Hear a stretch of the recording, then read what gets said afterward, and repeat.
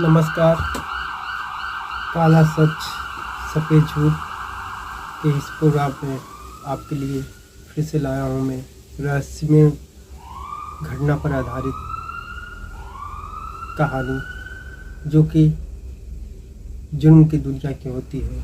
और ये एक मर्डर मिस्ट्री रहस्य की कहानी, जो कि हमारे समाज में के आसपास जो घटना होती है उसी को हम कहानी का रूप देकर आपके सामने प्रस्तुत करते हैं। ऐसी ऐसी कहानी आपके सामने लाता हूँ जिसे सुनकर आपके आँख खुले के खुले रह जाएंगे। क्या ऐसी भी कहानी, ऐसी घटना होती है जिसे सुनकर या देख के आपके होश तो उड़ ही जाएंगे? क्या जिस पर सबसे ज़्यादा भरोसा किया जाए, क्या एक दिन वो उसे धोखा दे देता है? क्या अधिकांश लोग कहेंगे हाँ धोखा देता है, कुछ लोग कहेंगे नहीं साथ देता है। आज की कहानी यही रिश्ते को शर्मसार करने वाली है, जो कि मानवता को अंदर से झकझोर कर रख देगी। आज की कहानी तो आज की कहानी शुरू होती है ओडिशा के गजपति जिले की। वहाँ पर एक फैमिली रहा करता है अपने पति के साथ। एक महिला जिसका नाम विजय लक्ष्मी होता है, वो आज से करीब 40 साल पहले रहता है।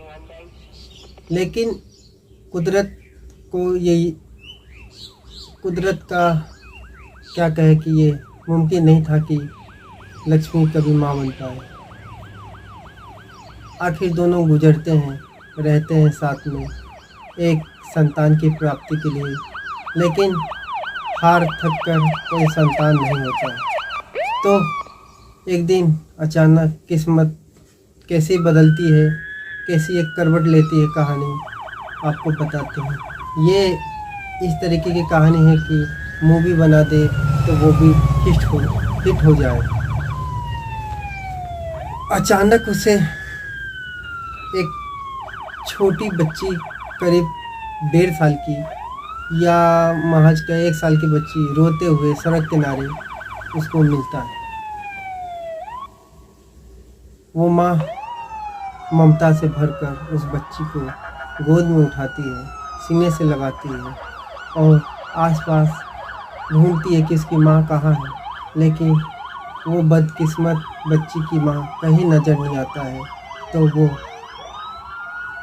काफ़ी दिनों तक खोजने बीनने के बाद भी जब उसकी माँ का कोई अता पता नहीं चलता है, तो वो महिला को ऐसा लगता है कि भगवान का वरदान है, जो कि इसके गोदी में एक बच्चा भगवान ने सौंप दिया।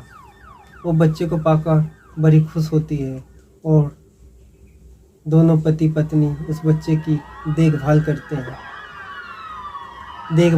हैं, पढ़ाते हैं। इसी बीच एक दुखद घटना घटती है। वो महिला का पति का निधन हो जाता है, वो अकेली हो जाती है। बच्चे की परवरिश वो अकेले करती है। बच्चा भी अभी छोटा ही था, लड़की है वो। उसको पढ़ाने के लिए वो घर से दूर पलखेरी मुरी शहर चली जाती है। वहाँ पर वो किराए पर एक रूम लेकर रहती है और वहीं से बच्चे की पढ़ने के लिए स्कूल में एडमिशन लेती है, दिलवाती है और बच्चा वहाँ पढ़ता है, लड़की। लेकिन कुदरत कैसा खेल खेलता है, वो बच्ची ने कैसा दगा दिया अपनी माँ को, जो कि एक समाज में एक मिसाल कायम हो गया और एक दाग लग गया एक रिश्ते पर।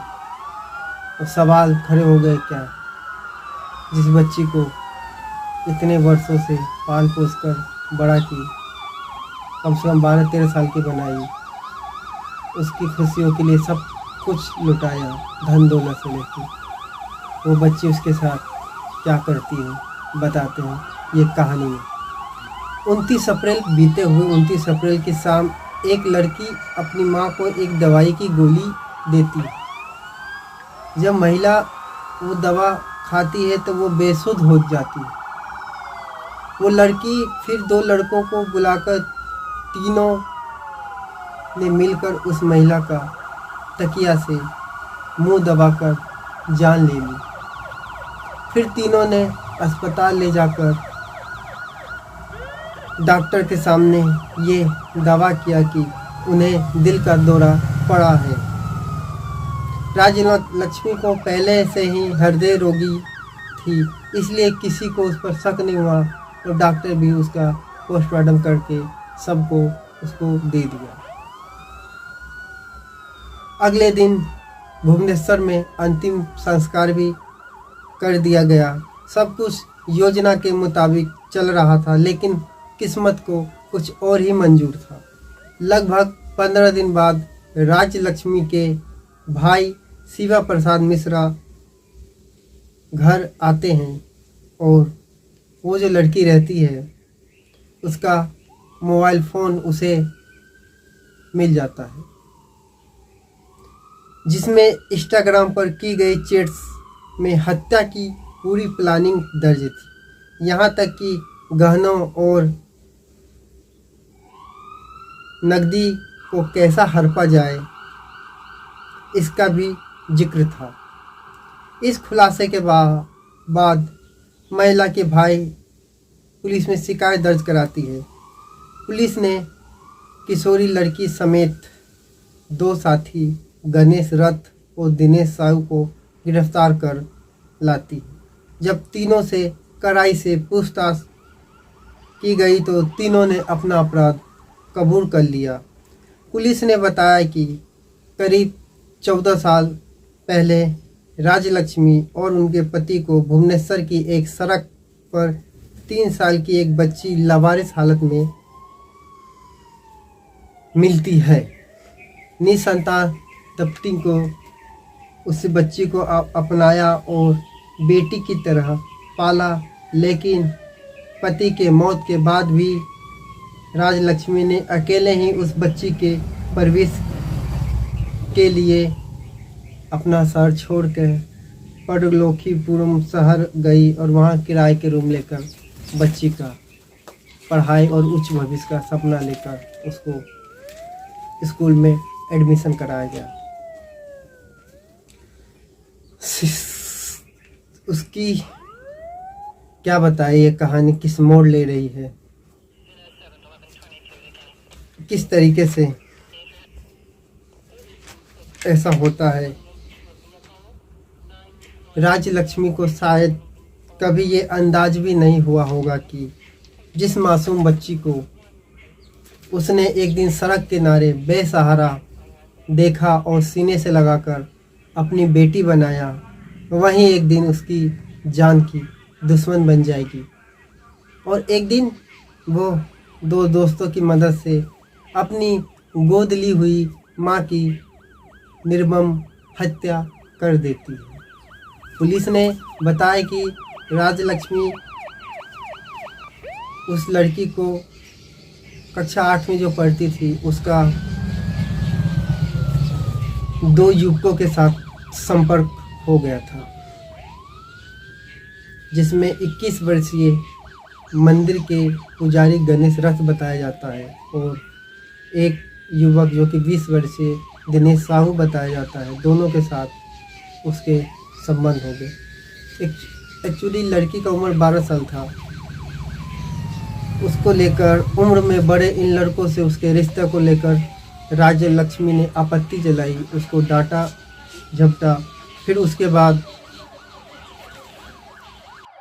लड़की को डांटा झपटा और हिदायत दी कि लड़कों से दूर रहकर अपना पढ़ाई पर ध्यान दे, लेकिन उसकी ये बातें उस लड़की को दिल में लग गई और उस माँ के प्रति नफरत पैदा हो गया। इसी रंजिश के चलते बेटी ने अपनी माँ की हत्या का प्लान तैयार किया। पुलिस ने उनके पास से 30 ग्राम सोने के गहने, 3 मोबाइल और हत्या में इस्तेमाल किए गए 2 तकिए को बरामद किए। ये भी सामने आया है कि लड़की ने पहले ही कुछ गहने एक युवक को दे दिया था, जिसे उसने करीब 4 लाख रुपए के आसपास तक गिरवी रखा हुआ था। सड़क से उठाया, बेटी बनाकर पाला, बड़ी होकर बनी उसी की कातिल। प्रेमी संग मिलकर माँ को उतारा मौत की घाट। ये कहानी नहीं, ये एक सबक भी है और किस तरीके से इन्होंने प्लानिंग किया था। आखिर में ये कहानी हमें ये सीख देती है कि रिश्ते पर, कोई भी रिश्ता हो, सगा हो या अनजाना, कभी भी ज़्यादा भरोसा ना करें, नहीं तो रिश्ते के कत्ल होने में टाइम नहीं लगता है। इसलिए याद रखिए, ये जो कहानी है आपको सोचने पे मजबूर जरूर कर देगी। इसमें एक बात और सामने आया कि अपराधी कितना भी शातिर क्यों ना हो, वो अपराध कर कर कोई ना कोई सबूत जरूर छोड़ देता है, जिसे पुलिस थोड़ी सी दिमाग लगाकर उस हत्या को, जो कि उस लड़की ने हार्ट अटैक बताया, उसको पर्दाफाश किया और उसको गिरफ्तार किया। उसने भी सब प्लानिंग से किया था, लड़की ने 2 दोस्तों के साथ मिलकर, लेकिन मोबाइल का वो महिला के भाई को मिल जाना और उस पर इंस्टाग्राम में किए गए सारे डिटेल, हत्या का प्लानिंग से लेकर गहने और पैसा कैसे बांटा जाए, पूरा उस पर दर्ज था। वही उस लड़की और 2 दोस्तों को फांसी के फंदे या फिर सलाखों के पीछे पहुंचा दी। तो याद रखें, किसी भी समस्या का हल हत्या, मर्डर या फिर झगड़ा नहीं होता, उसे आपसी रूप से समझा बुझाकर समाप्त किया जा सकता है। और ये कहानी आपको कैसा लगा कमेंट्स ज़रूर करिएगा। ये कहानी ही नहीं, आँखों खोल देने वाली वारदात भी है, जिसका पर्दाफाश उसके महिला की भाई ने किया। नमस्कार, फिर मिलते हैं नई कहानी तक के एपिसोड में। फिर लेके आएंगे आपके लिए कुछ नई कहानी। जब तक के लिए नमस्कार। अपना और अपनों का ख्याल रखें। धन्यवाद।